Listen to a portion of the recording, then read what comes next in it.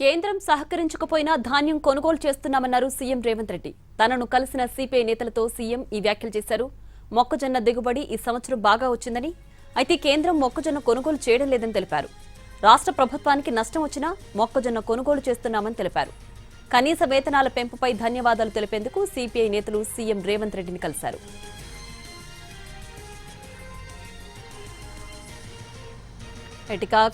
ధాన్యం కొనుగోలు అంశంపై సీఎం రేవంత్ రెడ్డి కీలక వ్యాఖ్యలు చేశారు. దీనికి సంబంధించి పూర్తి డీటెయిల్స్ మా ప్రతినిధి సుధీర్ ఫోన్ లైన్ అందించడానికి సిద్ధంగా ఉన్నారు. సుధీర్, ముఖ్యమంత్రి రేవంత్ రెడ్డి తోటి సచివాలయంలో ఈ రోజు వామపక్ష పార్టీలకు సంబంధించిన ముఖ్య నేతలు సమావేశమయ్యారు. రాష్ట్ర ప్రభుత్వం ముఖ్యమంత్రి రేవంత్ రెడ్డి తోటి సిపిఐ నాయకులు సమావేశమైన సందర్భంగా సీఎం కొన్ని కీలక వ్యాఖ్యలు చేశారు. ఇప్పటికీ కేంద్రం సహకరించకపోయినా పెద్ద ఎత్తున ధాన్యం కొనుగోలు చేస్తున్నామని, అందుకు సంబంధించిన డబ్బులను కూడా వెంటనే రైతుల ఖాతాలో జమ చేస్తున్నామని చెప్పేసి ముఖ్యమంత్రి స్పష్టం చేశారు. అయితే ఈసారి ఎన్నడూ లేని విధంగా రికార్డు స్థాయిలో మొక్కజొన్న దిగుబడి కూడా వచ్చిందని చెప్పేసి చెప్పారు. దాదాపుగా 40 లక్షల మెట్రిక్ టన్నుల మొక్కజొన్న వచ్చిందని చెప్పేసి చెప్పారు. వాటిని కూడా పూర్తి స్థాయిలో కొనుగోలు చేస్తామని చెప్పేసి, ఎవరు సహకరించకపోయినా కానీ తాము పూర్తి స్థాయిలో వీటిని కొనుగోలు చేస్తున్నామని చెప్పేసి ముఖ్యమంత్రి స్పష్టం చేశారు.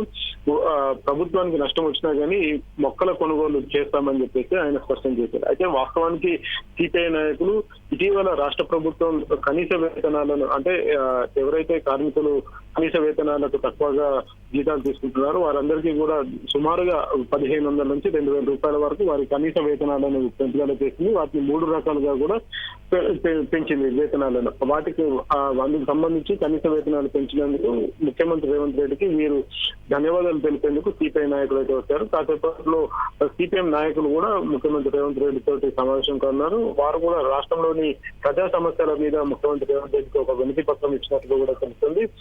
ఈ నేపథ్యంలో మర్యాదపూర్వక భేటీలో సిపిఎం నేతలను ఉద్దేశించి ఆయన కూడా కీలక వ్యాఖ్యలు చేశారు. రాష్ట్ర ప్రభుత్వం తమ ప్రజా సమస్యలను వినేందుకు, అదేవిధంగా వాటిని పరిష్కరించేందుకు తాము సిద్ధంగా ఉన్నామని చెప్పేసి ముఖ్యమంత్రి రేవంత్ రెడ్డి వామపక్ష నేతలకు స్పష్టం చేశారు. రాష్ట్రంలో ఏ సమస్యలు ఉన్నా కానీ తన దృష్టికి తీసుకురావాలని చెప్పేసి ముఖ్యమంత్రి రేవంత్ రెడ్డి ఇరు పక్షాల నేతలకు కూడా ఆయన స్పష్టం చేశారు. ప్రజా సమస్యల విషయంలో కావచ్చు, ప్రజా సమస్యల పరిష్కారం విషయంలో వెనుకడుగు వేసే ప్రసక్తి లేదని చెప్పి ముఖ్యమంత్రి రేవంత్ రెడ్డి స్పష్టం చేశారు.